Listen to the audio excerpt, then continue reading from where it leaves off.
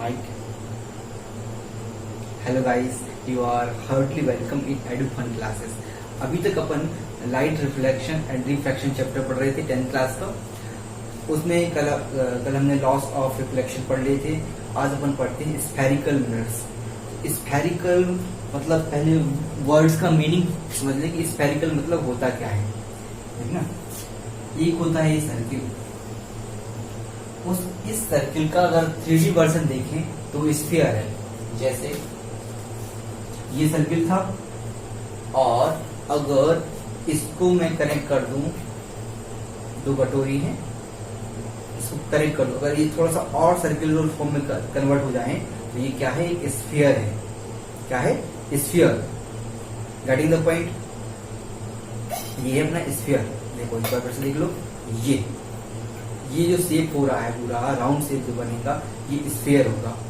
जबकि अगर अपन ये पोर्शन अकेला उसका देख रहे हैं, ये बाहरी पोर्शन जो आपको यहाँ पे दिख रहा है, ये क्या है, सर्किल है। ठीक है, तो अपन क्या किसकी बात कर रहे थे, स्फेरिकल मिरर्स की बात कर रहे हैं। तो स्फेरिकल मिरर्स मतलब वो सारे मिरर्स जो स्फीयर से काट के बनाए गए हैं या फिर स्फीयर के पार्ट हैं, उसको क्या कहेंगे अपन, स्फेरिकल मिरर्स। अब स्फेरिकल मिरर्स में एक बहुत अच्छा एग्जांपल आता है, वो होता है डिस्टॉर्टिंग मिरर। क्या है? डिस्टॉर्टिंग। डिस्टॉर्ट मतलब क्या करना, किसी भी चीज को तोड़ना। लिख देता हूं मैं, ये है distorting mirror. Distorting mirror. Distort, अगर आप कभी जू वगैरह गए हो या फन ग्लासेस आपने देखे हो, फन ग्लासेस नाम से करके आता है और उसका फिजिक्स में अपन उसको डिस्टॉर्टिंग मिरर बोलते हैं। उसमें क्या होता है, अगर आप पतले हैं तो आपका पेट ऐसा दिखाई देगा, आपका मुंह ऐसा चौड़ा दिखाई देगा।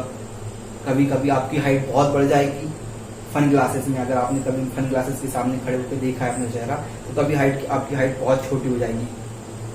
इस टाइप की इसको फन ग्लासेस बोलते हैं। ऐसी मैंने कोशिश की है फन ग्लासेस बनाने की। ये क्या है, बीच में सिंपल मिरर नहीं जो अपन डेली बेसिस पे देखते हैं, ये वो वाला मिरर नहीं है, इसको क्या है, डिस्टॉर्टिंग मिरर है। ठीक है, तो ये बंदा खड़ा था अपना, बंदा कहीं नहीं आता, बंदा अपने साथ रहता है। तो ये बंदा मिरर में मेरे से देख रहा था खुद को। जब इसने देखा तो ये जो इतना पतला था, जब इसने इधर देखा तो उसका ये पेट निकल आया, ये उसका पेट निकल आया। तो इसकी इमेज को उसने क्या कर दिया, डिस्टॉर्ट कर दिया। इसलिए इसका नाम क्या पड़ गया, डिस्टॉर्टिंग मिरर। और अपन नॉर्मल लैंग्वेज में इसको फन मिरर भी बोलते हैं। ठीक है, और इसका चेहरा देखो, ये छोटा सा और उधर ये बड़ा हो गया। ठीक है, तो ये उधर डिस्टॉर्टिंग मिरर। जब मैं पहली बार गया था डिस्टॉर्टिंग ये फन मिरर मैंने पहले फर्स्ट टाइम देखा था, तो मेरी हाइट थोड़ी सी कम है, तो मैंने एक मिरर में देखा था तो उसमें मेरी हाइट बड़ी हो गई थी, तो मैं तो बड़ा खुश हो गया। फिर एक और आगे नेक्स्ट मिरर में देखने गया तो मेरी हाइट इतनी सी हो गई, फिर मैंने नहीं देखा, मैंने कि मैं बाहर चलता हूँ, बस हो गया। तो ये था मिरर्स। स्फेरिकल मिरर्स में सबसे पहला मिरर पढ़ेंगे अपन कॉनकेव मिरर। कौन सा मिरर? Concave mirror. अभी लॉकडाउन के टाइम मजे तो बहुत आ रहे हैं यार, स्कूल लग नहीं रहे हैं, बढ़िया मस्ती हो रही है घर पे। और लेकिन कुछ बच्चे बोर हो रहे हैं, मम्मी पापा सुबह शाम टोकते होंगे, अभी तक सो रहे हो बेटा, पढ़ने नहीं बैठे हो, पढ़ने बैठो। बहुत परेशान करते हैं पेरेंट्स। चलो अपन मजे से पढ़ते हैं तो पेरेंट्स परेशान ना करें, इसलिए मैंने आपको क्लासेस शुरू की है। Concave mirror. Concave mirror. Spherical mirrors में मैक्सिमम 2 टाइप्स के मिरर पढ़ना है अपन को, एक तो कॉनकेव और दूसरा कॉन्वेक्स। तो फर्स्ट आता है कॉनकेव मिरर। अब कॉनकेव मिरर की मैं डेफिनेशन आपको बिल्कुल रटने की जरूरत नहीं पड़ेगी, एक बार जरा आप देख लो कॉनकेव मिरर किसका पार्ट है, स्फेरिकल मिरर इसका पार्ट है। तो मैंने ये स्फीयर बनाया। ठीक है, अब जरा देखना, इस स्फीयर का मैंने आधा पोर्शन अलग कर दिया, ये।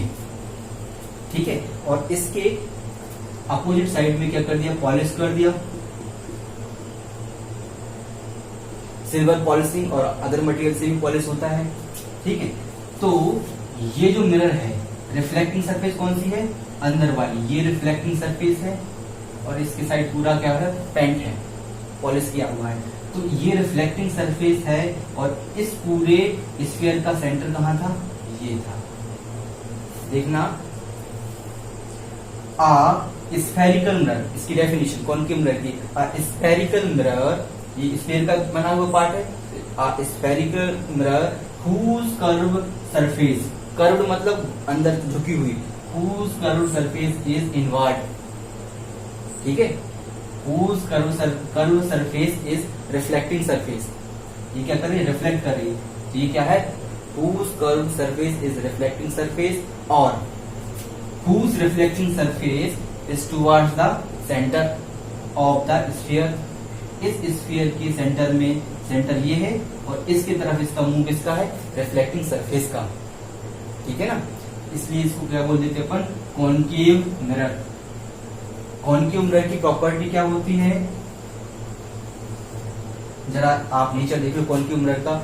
कॉनकेव मिरर जो होता है कन्वर्जिंग नेचर शो करता है, क्या करता है, कन्वर्जिंग नेचर, मतलब क्या है, अभी आप बिल्कुल मत घबराना, इतना बस याद रखना कि कॉनकेव मिरर का नेचर जो होता है, इसका नेचर कन्वर्जिंग होता है, कन्वर्जिंग, ठीक है, GING, कन्वर्जिंग, कन्वर्जिंग करना मतलब छोटा करना, जैसे कि मैं इतना मोटा था, अगर मैं एक्सरसाइज करूं मैं अच्छा पतला हो जाऊंगा, ठीक है, तो ये क्या हो गया, मैं कन्वर्ज हो गया। तो ऐसे ही कॉनकेव मिरर की जो प्रॉपर्टी होती है वो कन्वर्जिंग नेचर की होती है, वो बड़ी रेस को आके एक छोटे बिंदु पर पॉइंट पर उसको क्या कर देती है, फोकस कर देती है, ठीक है, बड़ी इमेज को छोटा कर देती है, ये इसकी प्रॉपर्टी होती है कन्वर्जिंग मिरर। गर्मी बहुत है यार, फैन भी बंद करके रखा है आपकी साउंड क्वालिटी के लिए, ताकि साउंड क्वालिटी बनी रहे, ठीक है। तो नेचर क्या होगा, कन्वर्जिंग। कॉनकेव मिरर की आप डेफिनेशन लिख लो, स्फेरिकल मिरर, ये डायग्राम बना लेना, ठीक है, स्फेरिकल मिरर, दिख रहा है ना clear, spherical mirror whose reflecting surface is curved, whose reflecting surface is curved inwards,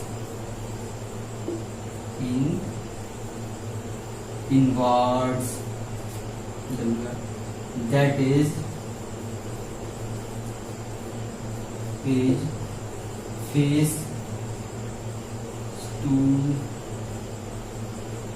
towards the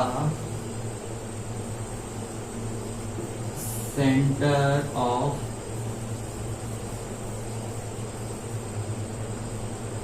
sphere is called concave mirror, लिख लेना, is called concave mirror। Concave mirror क्या है, डेफिनेशन बिल्कुल याद नहीं रखना है, एक ऐसा मिरर जिसकी कर्व सरफेस जो है किसकी तरफ हो, सेंटर की तरफ, उस स्फीयर के सेंटर की तरफ हो, कर्व सरफेस और रिफ्लेक्टिंग सरफेस, ये कर्व सरफेस भी है और रिफ्लेक्टिंग सरफेस भी है, ठीक है ना, क्लियर।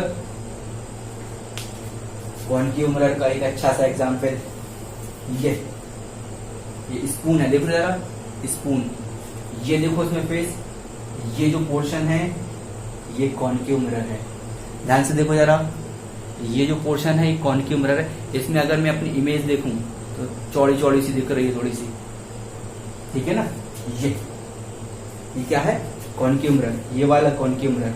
अगर इस वाले पोर्शन पे अपन पॉलिश लगा दें, भी देखो जरा पास से, पीछे वाले सरफेस पे पॉलिश लगा दें और अंदर वाला रिफ्लेक्टिंग सरफेस रहेगी, तो इसको क्या बोल देंगे अपन, कॉनकेव मिरर, ठीक है ना। छोटे छोटे एग्जाम्पल रखे हैं आपके लिए, कॉनकेव मिरर हो गया, ठीक है। अब दूसरा आता है convex mirror, second type of mirror is convex mirror. इसमें डेफिनेशन बिल्कुल सेम, किसका पार्ट रहेगा, एक स्फेरिकल मिरर का पार्ट रहेगा, तो मैंने स्फीयर बना दिया, लोग पूरा बना देते हैं आपके लिए समझाने के लिए, ठीक है। अब उसका एक पार्ट रफ कर देते हैं अपन, ये अभी रिफ्लेक्टिंग सरफेस क्या थी, इनवर्ड थी, अब रिफ्लेक्टिंग सरफेस क्या हो जाएगी, आउटवर्ड हो जाएगी। अब अंदर की तरफ अपन क्या कर देंगे, पॉलिश कर देंगे। और सेंटर तो अंदर की तरफ ही रहेगा ना, सेंटर भी बाहर चला जाएगा नहीं, सेंटर तो वही रहेगा अंदर। अब यहां से रेस आ रही है और ये इसको क्या कर देती है, डाइवर्स कर देती है। क्या कर देती है, डाइवर्स। रेस आई, इसको फैला दिया। अभी मुझे पतला कर रहा था, अब मैं ऐसा फूल के मोटा हो रहा हूँ, मोटा। तो ये क्या कर दिया, डाइवर्स कर दिया। तो कॉन्वेक्स मिरर का नेचर कैसा होता है, डाइवर्जिंग नेचर होता है। कैसा होता है, नेचर लिख लो इसका, आपको आगे काम में आएगा। Nature equal to diverging, diverging, ठीक है। डेफिनेशन कैसे लिखोगे, फिर से वही, spherical mirror whose reflecting surface is, ये क्या लिखा था, इनवर्ड लिखा था। whose reflecting surface is curved inward, inward की जगह क्या कर देना आपको, outward. whose reflecting surface is curved, sorry, whose reflecting surface is curved inward, that is whose sorry यार, मैं भी क्या बोल रहा हूँ,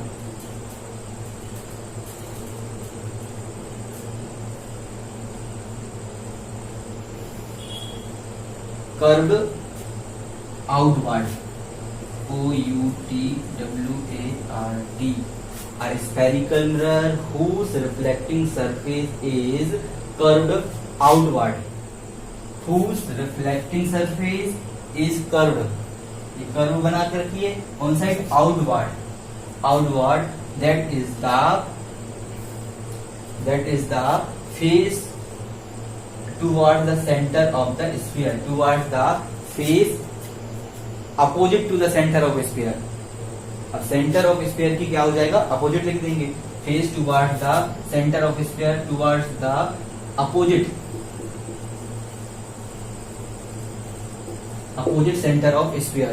तो सेंटर ऑफ स्फीयर ये है, ये सेंटर है, इसके अपोजिट में है तो अपोजिट कर देंगे, इनवर्ड की जगह आउटवर्ड कर देंगे। आपको डेफिनेशन में केवल 2 माइनर चेंजेस करते हैं, बाकी वही डेफिनेशन है, ठीक है ना, कोई दिक्कत। गर्मी बहुत है भाई।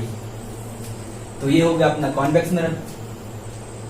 और एक सिंपल मिरर होता है जिसमें अपन थोपड़ा देखते हैं अपना, सुबह सुबह से देखो क्या सुंदर दिख रहे हैं, हाँ बढ़िया, बाल भी बढ़िया है, चेहरा भी बढ़िया है, एक आध सेल्फी ले ले, एक सेल्फी ले ले, वो क्या होता है, सिंपल मिरर, जो अपन यूज करते हैं देखने के लिए।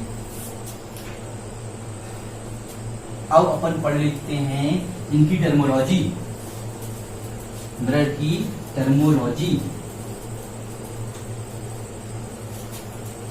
बता बंदा, बोर्ड एग्जाम में आपके क्वेश्चन इससे बहुत बनते हैं क्वेश्चन, सबसे मैक्सिमम शायद फिजिक्स में इसी चैप्टर से आते हैं। हॉट नहीं बोल रहा मैं, HOTS, higher order thinking question, ठीक है। जो हायर ऑर्डर थिंकिंग क्वेश्चन होते हैं वो इसी चैप्टर से बनते हैं। वो बोल देंगे एक कॉन्केव मिरर है, ठीक है, और एक ऑब्जेक्ट इन्फिनिटी पे रखा है तो उसकी इमेज कहाँ बनेगी, फोकस पे रखा है कहाँ बनेगी, सेंटर पे रखा है कहाँ बनेगी, ये सारी चीजें अपन आगे पढ़ रहे हैं अभी, ठीक है। टेंशन मत लेना, सब बनेगा आपसे, मस्ती से पढ़ेंगे। कॉन्केव मिरर और कॉन्वेक्स मिरर हो गया। अब अपन को पढ़ना है कुछ टर्मोलॉजी, इससे रिलेटेड स्फेरिकल मिरर से।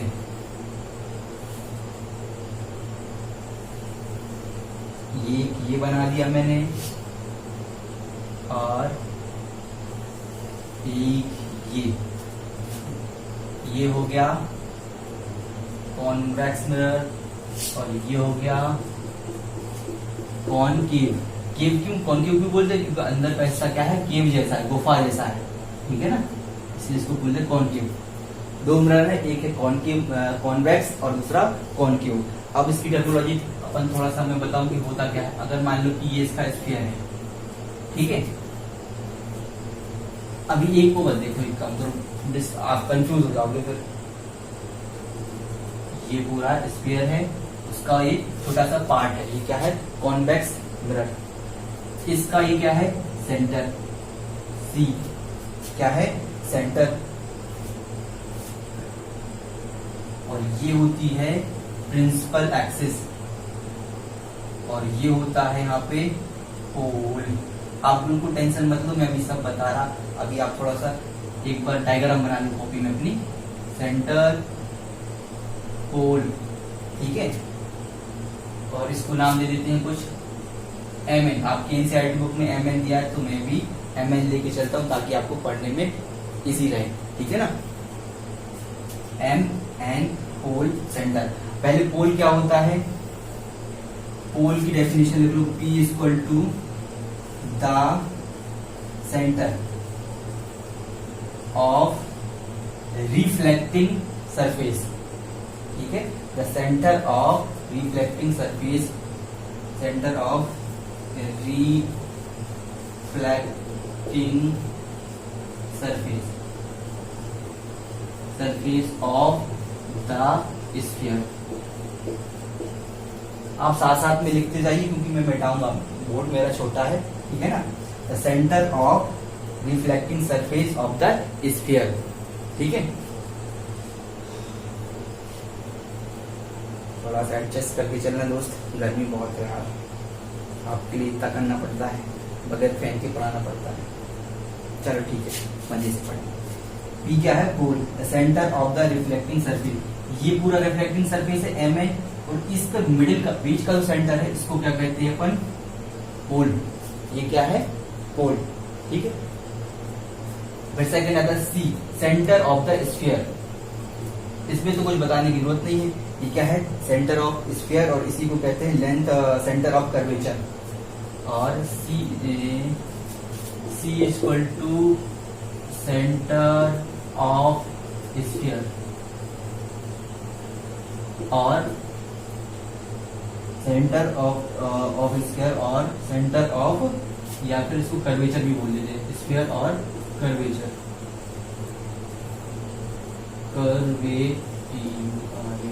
सेंटर ऑफ स्फीयर और ऑफ कर्वेचर, दोनों वर्ड्स यूज करते हैं इसके लिए, ठीक है। सी हो गया। इसके बाद आता है R। R equal to radius of curvature. Radius के पहले आप एक चीज समझ लीजिए, फोकस क्या होता है। जैसे कोई संदेश ये आ रही, ठीक है, इसका नेचर क्या होता है, डायवर्जिंग होता है, और ये होता है फोकस, F। अभी अपन को घबराने में बताऊंगा कि F का कहां से लिख दिया मैंने इधर, और ये ऐसे ही जा रही। कॉन्वेक्स मिरर की क्या नेचर होता है, मैं बता, डायवर्जिंग नेचर। तो ये क्या हो गया, रे आई और उसको रिफ्लेक्ट कर दिया ये। लेकिन जब अपन इसको यहाँ ड्रॉ करते हैं तो ऐसा लगता है अपन को जैसे ये रे कहां से आ रही हो, फोकस से होके आ रही हो। जब आप यहां से देखोगे इस इमेज को, अगर आप यहां खड़े हो, ये अपना बंदा है, यहाँ पे खड़े होके देखोगे तो आपको लगेगा कि ये रे जो थी यहाँ फोकस से होके आ रही है, ठीक है। फोकस मतलब होता है जब रेज रिफ्लेक्ट होने के बाद ऐसा लगता है कि किसी पॉइंट से निकलती हुई प्रतीत हो रही है। क्या हो रही है, अपन को सीम्स होता है कि वो उस पॉइंट से निकल रही है। जैसे ये रिफ्लेक्ट होने के बाद ये रेज निकल गई, लेकिन अपन को लगता है कि ये आगे जाके किसमें, कॉन्वेक्स मिरर में, कॉन्वेक्स मिरर में ऐसा लगता है कि आगे जाके एक पॉइंट पे मिलती है। जिस पॉइंट पे रेस आगे जाके मिलती है उसको बोलते हैं फोकस। कॉनकेव मिरर में बहुत इजी होता है, जैसे ये कॉनकेव मिरर है, इसमें ये रेस सीधी डायरेक्टली आके आपको मिलती हुई, लेकिन ये क्या होता है, ये है फोकस, जहाँ पे रेस रिफ्लेक्ट होने के बाद मिलती हैं, ज्वाइन होती हैं, उसको बोलते हैं फोकस। ये किसमें, कॉनकेव मिरर में। अब लेकिन ये कॉन्वेक्स मिरर है, इसमें एक्चुअली रेस रिफ्लेक्ट हो जाती है, लेकिन जब अपन उनको अंदर की तरफ और बढ़ाते हैं तो अपन को ऐसा लगता है कि अंदर किसी पॉइंट से आ रही है, एक पॉइंट सोर्स से आ रही है दोनों रेस। उस पॉइंट सोर्स पे जहाँ पे ये दोनों मिल रही थी उसको कह देते हैं फोकस। क्या कह देते हैं, फोकस, ठीक है। फिर आता है next principal axis. Principal axis क्या होती है, a line joining to the centre, focus and pole. A line joining to the centre of curvature, ठीक है, focus and pole is known as a principal axis. उसको क्या कह देते हैं, principal axis. That is always perpendicular, ये degree जो है always perpendicular to the pole, ये पोल पे हमेशा क्या ऐसा रहता है, प्रिंसिपल एक्सिस परपेंडिकुलर रहता है। ठीक है, तो प्रिंसिपल एक्सिस की लिख लो definition, imaginary line principal axis की लिखना है। ठीक है, प्रिंसिपल एक्सिस की डेफिनेशन ये है, imaginary line,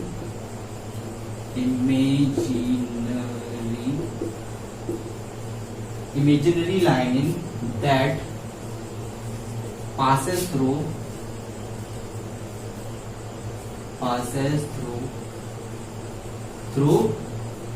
center of curvature, pole, this passes through pole and center of curvature of the mirror। Bracket में लिख लेना कि normal to the point, normal to the point, sorry pole, normal to the pole. इस pole के हमेशा ये क्या रहेगी, नॉर्मल रहेगी, तो परपेंडिकुलर बनाएगी। ठीक है ना, तो ये हो गया अपना प्रिंसिपल एक्सिस। प्रिंसिपल में PAL ही है, वही प्रिंसिपल सर हैं ये जो सुबह सुबह से मॉर्निंग असेंबली में आपको बोर करते हैं लेक्चर सुना के, बहुत लेक्चर सुनाते हैं, मैंने भी बहुत सुने हैं। पता हम लोग क्या करते थे, अगर प्रिंसिपल सर का लेक्चर चल रहा है तो ऐसे रो में खड़े हैं, पीछे से आगे वाले को दिया पड़ाक से और फिर से प्रेयर करने लगे, किसने मारा पता नहीं, ऐसा आगे तक होता था हमारी क्लास में। ठीक है, होप आप लोग भी ऐसी मस्ती करते होंगे। तो ये प्रिंसिपल एक्सिस, ठीक है, ये हो गया प्रिंसिपल एक्सिस। अब अपन एक और बचा आपका, इसको बोलते हैं अपर्चर। ये मैंने लिखा था ना, ये जो पूरा रिफ्लेक्टिंग सरफेस है था, इसको बोलते हैं अपर्चर। क्या बोलते हैं, अपर्चर। अपर्चर की डेफिनेशन लिख लो, the diameter of a reflecting surface of a sphere. तो कुछ भी याद करने की जरूरत नहीं है, ये क्या है, diameter of a reflecting surface of a sphere. ये स्फीयर का है, डायमीटर है, रिफ्लेक्टिंग सरफेस है of a sphere is known as a aperture. मैं लिख दे रहा आपकी सुविधा के लिए, diameter, the diameter of reflecting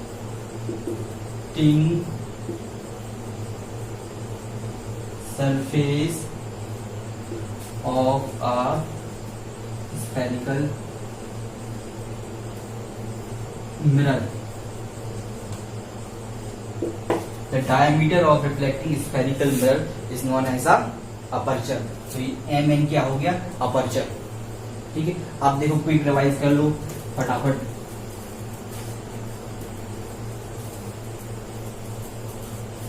और सॉरी एक चीज और रहेगी, focal length, small f is equal to, एक बार पढ़ लो फिर बताता हूँ ये आपको, फोकल लेंथ।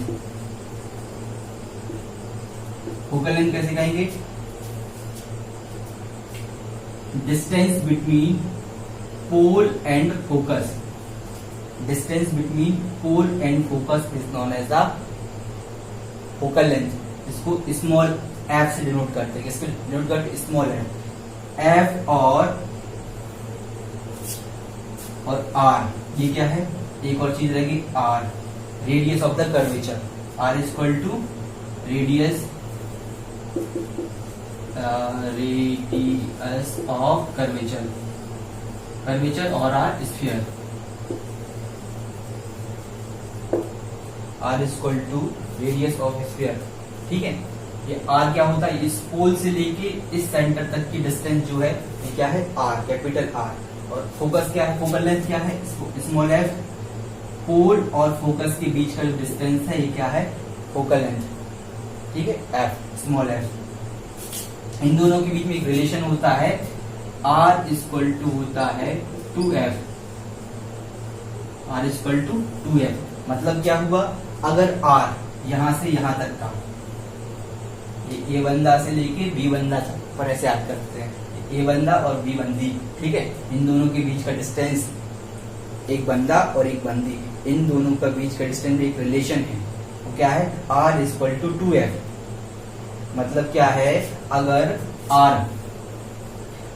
f जो है 5 है, मान के चलो f कितना लंबा है, 5 है, तो r कितना होगा 10।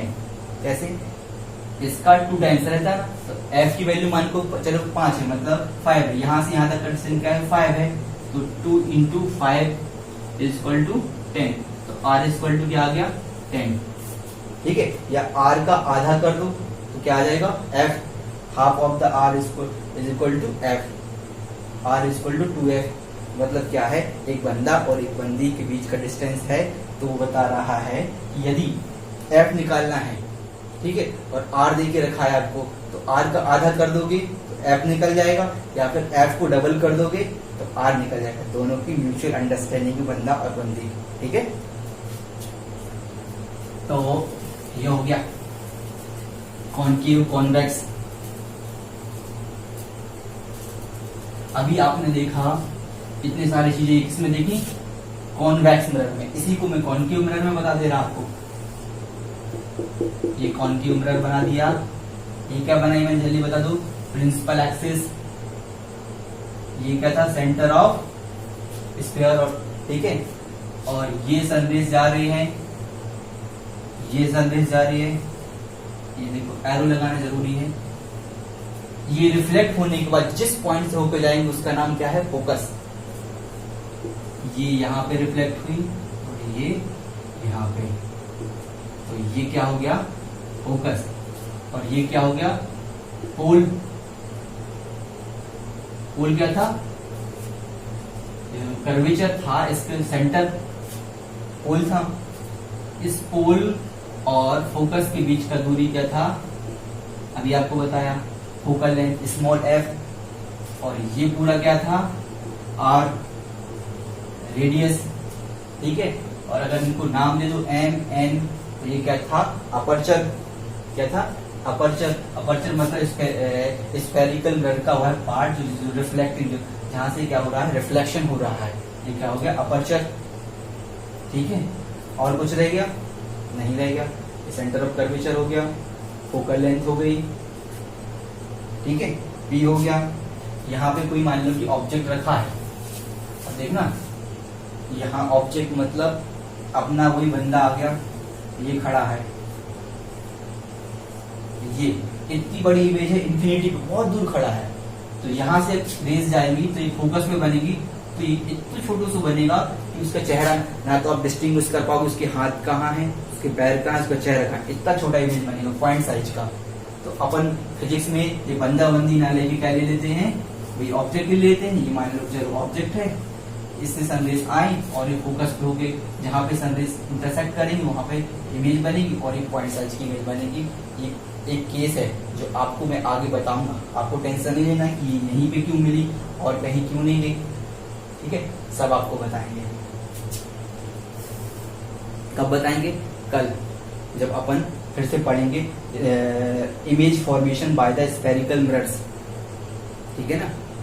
आज ही बता दें, चलो आज ही बता देते हैं, थोड़ा सा और है।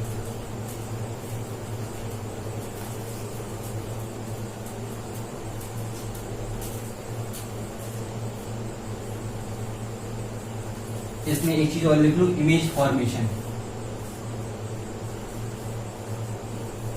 Image formation by spherical mirror, spherical mirrors के द्वारा इमेज का फॉर्मेशन। पहले अपन क्या लेंगे, इस साइड ले लेंगे कॉनकेव और इस साइड ले लेंगे कॉन्वेक्स, ठीक है। फर्स्ट केस जो है कॉनकेव, मानकर 3 खत्म, एक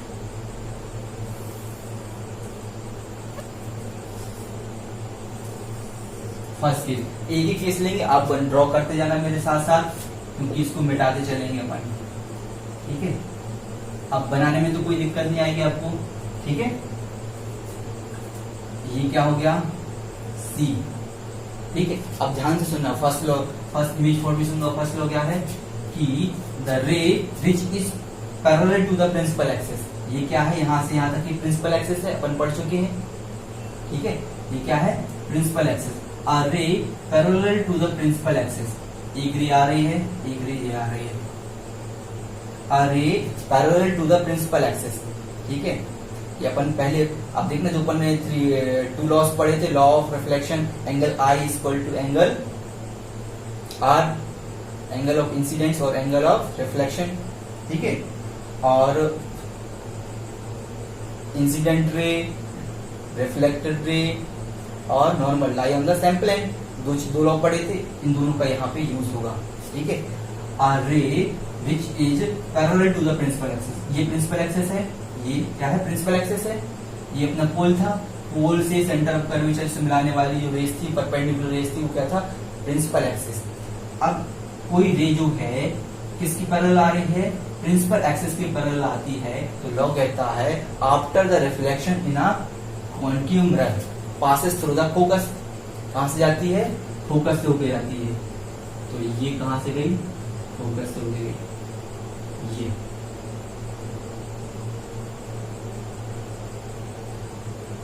ये क्या हो गया आपका, F, passes through the focus. अब देखना जरा, लॉ ऑफ रिफ्लेक्शन क्या पढ़ा था अपन ने, angle I equal to angle R. अब इस सेंटर ऑफ कर्वेचर से एक नॉर्मल ड्रॉ करो, किस पॉइंट पे, जिस पॉइंट पे ये इंसिडेंट हो रही है, जिस पॉइंट पे ये इंसिडेंट हो रही है, इंसिडेंट रे है, तो एंगल क्या होगा, I, incident angle, angle I, और ये क्या होगा, angle R, angle I equal to angle R. हमेशा ये वैल्यू इक्वल रहेगी, ये इंसिडेंट रे हो गई और ये रिफ्लेक्टेड हो गई, और ये क्या हो गया, नॉर्मल, ठीक है ना। तो ये angle I equal to R, और ये इंसिडेंट रे प्रिंसिपल एक्सिस के पैरेलल है। आफ्टर रिफ्लेक्शन कहां से जाएगी, फोकस से होकर जाएगी, कहां से होकर जाएगी, फोकस से होकर जाएगी। फर्स्ट लॉ हो गया, ठीक है। कोई दिक्कत यहां तक, आपको लिखना है तो लिख लेना, ray which is parallel to the principal axis after reflection in a concave mirror passes through the focus, ठीक है। ये फोकस होके जा रही, ऐसे इसमें हो जाएगा आपका ये एंगल आई और एंगल आर, ठीक है। अब जरा कॉन्वेक्स मिरर में देख लो, आजकल गाना कौन सा चल रहा है, अरे सलमान खान का एक नया गाना आया है, देखा है आपने सलमान खान का गाना, हिंदू मुस्लिम भाई भाई, सलमान खान अच्छा है, सलमान खान अपने फार्म हाउस से बैठ के बढ़िया बना रहा है। और आजकल टीटू मामा बेबी की वाइन्स भी काफी चल रही है। तो अमित बढ़ाना तो है ही रोकना यूट्यूबर्स, और कैरी मिनाटी एक नया कलाकार आ गया है ना। चलो ठीक है, आगे बढ़े, आपको थोड़ा सा एंटरटेनमेंट कराते रहते हैं।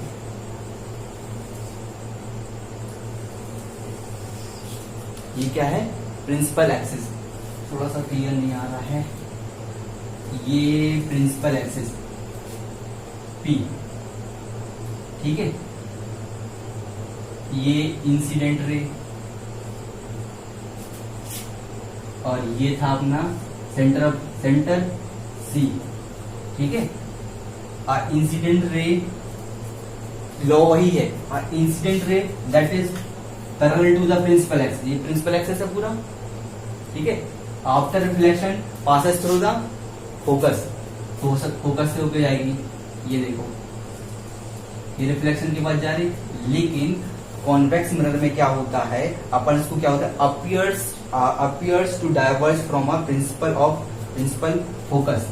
इसमें क्या होता है, अपीयर्स, ये जरूर लिखना क्या, अपीयर्स टू डाइवर्ज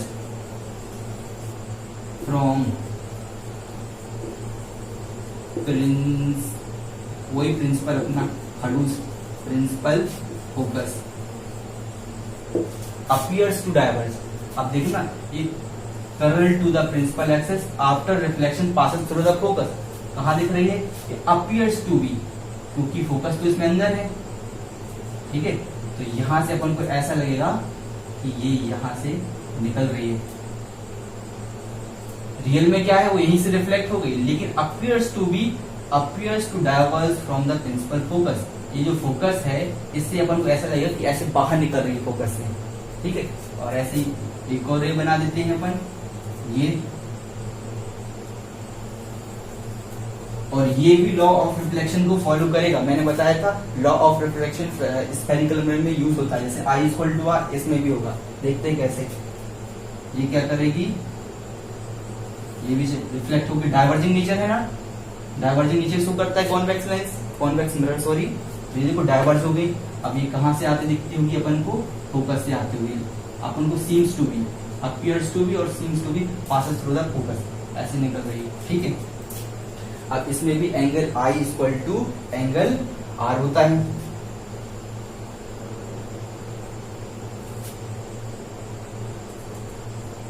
ये क्या था, इस पॉइंट पे ये इंसिडेंट रे थी और ये रिफ्लेक्टेड रे। ये कौन सी रे है, इंसिडेंट रे, और ये रिफ्लेक्टेड रे, और ये क्या है पॉइंट। यहाँ पे अगर नॉर्मल ड्रॉ करें, ये नॉर्मल ड्रॉ करो तो ये किससे मिलेगा, सेंटर ऑफ कर्वेचर C से।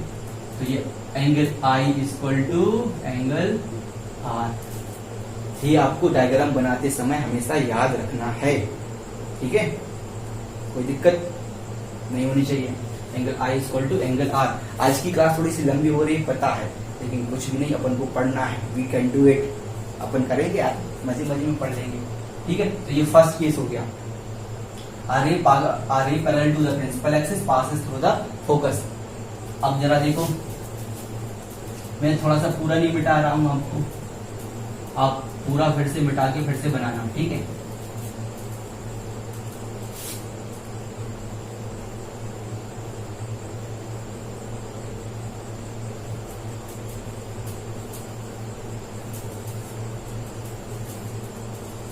सेकेंड इमेज फॉर्मेशन का क्या है कि ये क्या है, प्रिंसिपल है अपनी, ठीक है, और ये C है और ये F मतलब फोकस है। आर रे which is passes through the focus.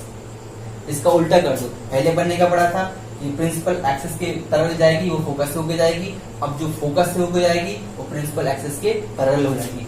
Are ray passes through the focus, ये फोकस था, इस फोकस से जा रही है।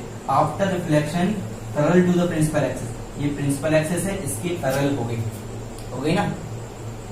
अरे सीधी सी बात है ना कि यहां से कान पकड़ो और थोड़ी देर बाद यहां से कान पकड़ लो, ठीक है। पहले क्या कर रहे थे, प्रिंसिपल एक्सिस के पैरेलल जा रहे थे तो फोकस से होकर जा रही थी, अब फोकस से होकर जा रही है तो किसके जाएगी, प्रिंसिपल एक्सिस के पैरेलल होगी। अपन टू रेस ही क्यों ले रहे हैं, क्वेश्चन आपके मन में आ रहा होगा कि एक्चुअली जब कोई भी लाइट सोर्स आता है तो उसमें बहुत सारी रे निकलती है, लेकिन इमेज फॉर्मेशन के लिए मिनिमम 2 इमेज नेसेसरी होती है। इंटरसेक्शन जहाँ पे इंटरसेक्शन होता है इमेज दो रेस का, वहां पे इमेज फॉर्म होती है। अब चूंकि अगर मल्टीपल इमेज लेंगे तो अपन को डायग्राम ड्रॉ करना, ठीक, फिर आप कहोगे सर आप तो डॉक्टर वाली हैंड राइटिंग लिखते हो, आप लिखिए खुदा बाचे वाला काम रहेगा, इसलिए हम ऐसा नहीं करेंगे आपके लिए, ठीक है। So R ray which is passes through the focus after reflection becomes parallel to the principal axis। इसमें भी वही angle I equal to R I और ये R, ये फॉर्मूला होगा। अब इसमें देख लो, R ray passes through the focus, R ray passes through the focus, ये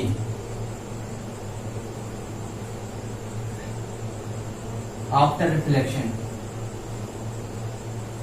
parallel to the principal axis, ये फोकस था और ये इसका C था। जो रे एक रे आ रही है, ठीक है, ये किस जा रही है, फोकस से होकर जा रही है, मतलब seems to be coming from the focus. ऐसा लग रहा है कि फोकस से होके आ रही है, एक्चुअल में तो नहीं आ रही है लेकिन लग रहा है ऐसा, सीम्स टू बी। तो आफ्टर रिफ्लेक्शन के बाद किसकी पैरेलल हो जाएगी, प्रिंसिपल एक्सिस के पैरेलल हो जाएगी। देखो ये प्रिंसिपल एक्सिस के पैरेलल हो गई। ऐसे ही यहां से एक रेस जाएगी, ये जा रही है, और ये after reflection becomes parallel to the principal axis. Second हो गया। अगर आपको कोई डाउट हो तो आप कमेंट करके बताना, मैं एक बार एक छोटी सी वीडियो और बना दूंगा इसके ऊपर अलग से, डोंट वरी।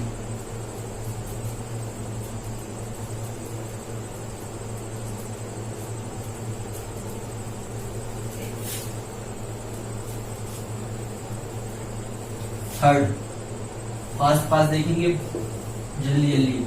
अब आपसे मैं सोच रहा हूँ कि मैं समझ रहा हूँ कि अब आपसे बनने लगे, ठीक है। जल्दी जल्दी इमेज बनाओ। कैसे बनाओगे? ये फोकस है और ये सी है। जब भी आप इनको हैंड से ड्रॉ करो, फ्री हैंड से ड्रॉ करो, तो इसके बीच का जो गैप है, ये अगर ये 5 सेंटीमीटर है तो ये कितना हो जाएगा? 10, ठीक है ना। इक्वल डिस्टेंस इमेज फॉर्मेशन में आपको हेल्प करेगी, वरना गलत इमेज बनेगी, ठीक है ना। तो ये आप थोड़ा सा मेजर करके रखो कि जितना ये है और इतना ही ये रहे, ठीक है ना। तो अब a ray which is passes through the center of curvature, ये यहाँ पे सेंटर ऑफ कर्वेचर मान के चलो ये है। थर्ड जो है इमेज फॉर्मेशन का, a ray passes through the center of curvature, a ray passes through the center of curvature after reflection जो रे सेंटर ऑफ कर्वेचर से जाएगी और रिफ्लेक्शन होने के बाद उसी पाथ पे वापस लौट जाएगी। Return to the back their own path. A ray which is coming from the centre of curvature after reflection passes through their own path, ठीक है ना। बैक थ्रू ऑन पाथ, और उसी पाथ पे अपने जो उसका रास्ता था उसी से वापस चली जाएगी। ये किसमें हो गया? कॉनकेव में हो गया। अब जरा कॉन्वेक्स में लिख लो, एफ है और ये सी है।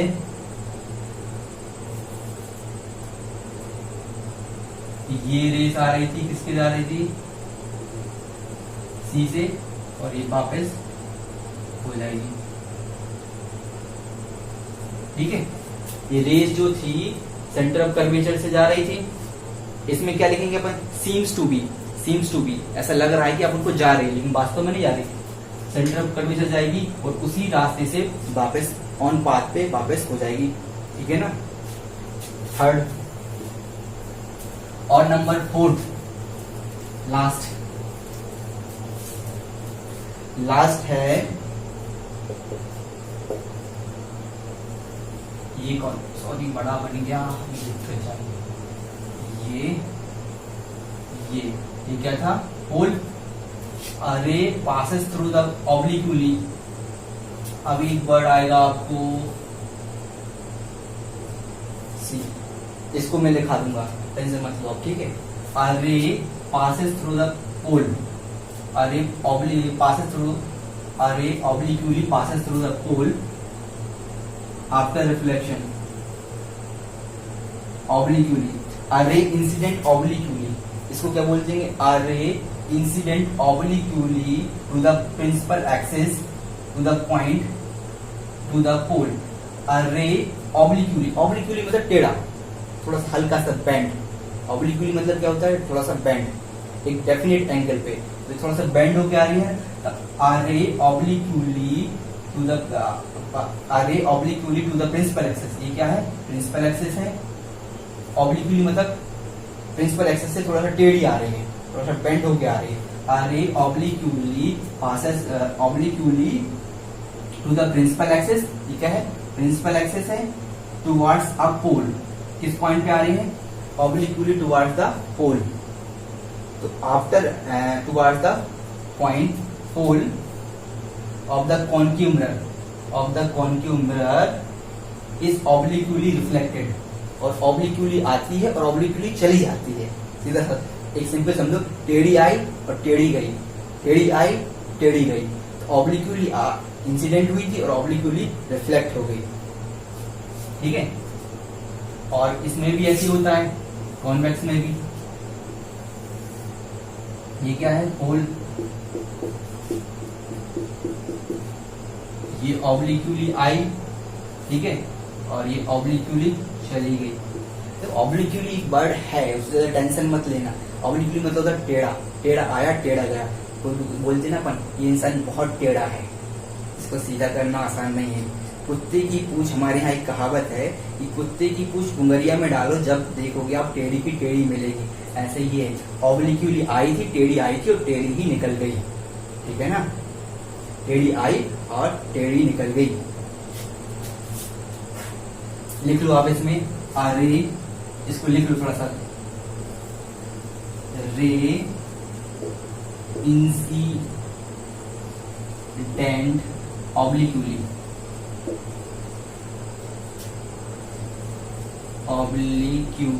to the ray incident obliquely to the principal axis at the point P, to the principal sir का नाम लेते ही बहुत दिमाग में वो वाली बचपन वाली इमेज आ जाती है। To the principal axis at point P मतलब pole, at point P of concave mirror. देखो मैं दोनों के लिए, अगर इसके लिए लिख रहे हो तो आप कॉनकेव मिरर लिख देना, और अगर उसके लिए लिखोगे तो क्या लिख दोगे, कॉन्वेक्स लिख दोगे। मैं दोबारा नहीं लिख रहा, आप उसको ये दोनों जगह एडजस्ट कर लेना, ठीक है।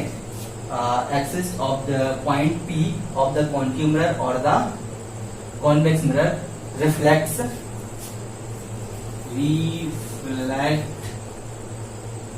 ऑब्लिक्यूली और ऑब्लिक्यूली वो क्या हो जाती है, रिफ्लेक्ट करते। टेढ़ी आई और टेढ़ी चली गई। तो ये थे 4 इमेज फॉर्मेशन के लॉ समझ लो, ठीक है।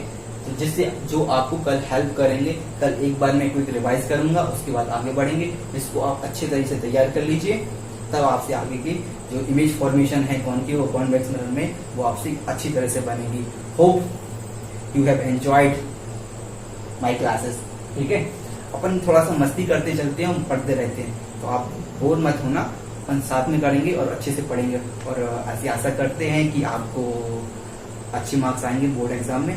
Best of luck dear friends, goodbye, मिलते हैं। और अगर आपको थोड़ा बहुत अच्छा लगा हो तो लाइक शेयर सब्सक्राइब लगे तो कर देना। Thank you, bye bye.